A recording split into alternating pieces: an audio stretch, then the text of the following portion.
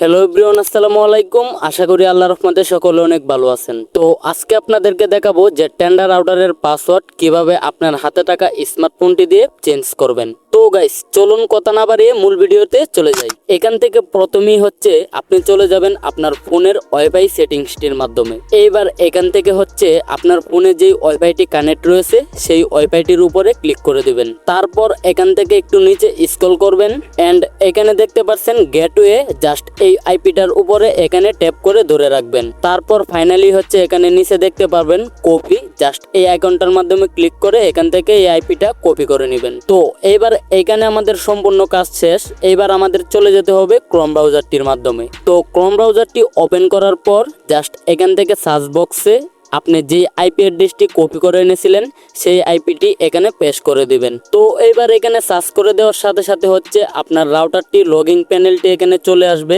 যেহেতু আমি এখন টেন্ডার রাউটারের পাসওয়ার্ডটি পরিবর্তন করব, তাই এখানে টেন্ডার রাউটারের প্যানেলটি চলে এসেছে। এখানে যে বক্সটি দেখতে পাচ্ছেন, জাস্ট এখানে আপনাকে লগইন পাসওয়ার্ড দিতে হবে।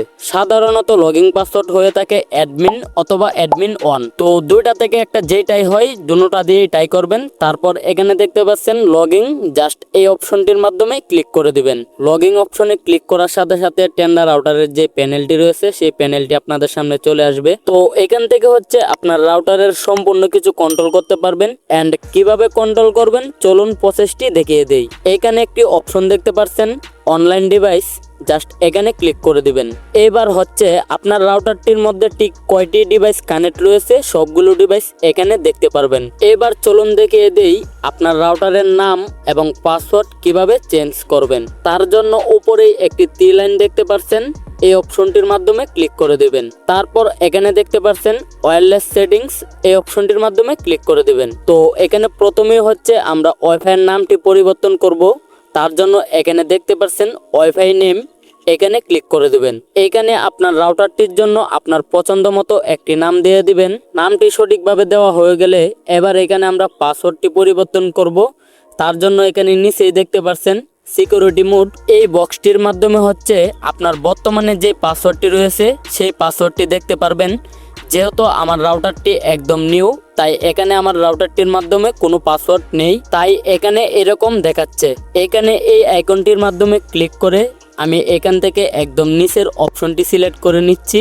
এন্ড এখানে দেখতে পাচ্ছেন নিচে পাসওয়ার্ড দেওয়ার জন্য কালি বক্সটি চলে এসেছে। এইবার এখানে নিচের বক্সটির মাধ্যমে 8 সংখ্যার একটি স্ট্রং পাসওয়ার্ড দিতে হবে। আপনার ক্ষেত্রে এখানে আপনার বর্তমান যে পাসওয়ার্ডটি থাকবে সেটি রিমুভ করে নেবেন। তারপর আপনার ইচ্ছা মতো 8 সংখ্যার একটি স্ট্রং পাসওয়ার্ড এখানে দিয়ে দিবেন। তো সঠিকভাবে নাম এবং পাসওয়ার্ডটি দেওয়া হয়ে গেলে এখানে নিচেই দেখতে পারবেন দুইটি অপশন রয়েছে, ওকে এন্ড ক্যান্সেল। তো এখান থেকে আপনি ওকে বাটনটির মাধ্যমে ক্লিক করে দিবেন।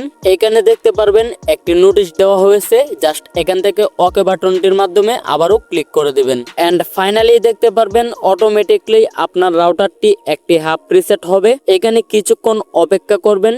অপেক্ষা করার পর চলে যাবেন আপনার ফোনের ওয়াইফাই সেটিংসটির মাধ্যমে। তারপর হচ্ছে আপনার যে রাউটারটি রয়েছে সেই রাউটারটি সিলেক্ট করে আপনি যে পাসওয়ার্ডটি দিয়েছিলেন সেই পাসওয়ার্ডটি দিয়ে এখান থেকে কানেক্ট অপশনে ক্লিক করে দিবেন। এন্ড ফাইনালি দেখতে পারবেন আপনার রাউটারটি আপনার ফোনে কানেক্ট হয়ে গেছে।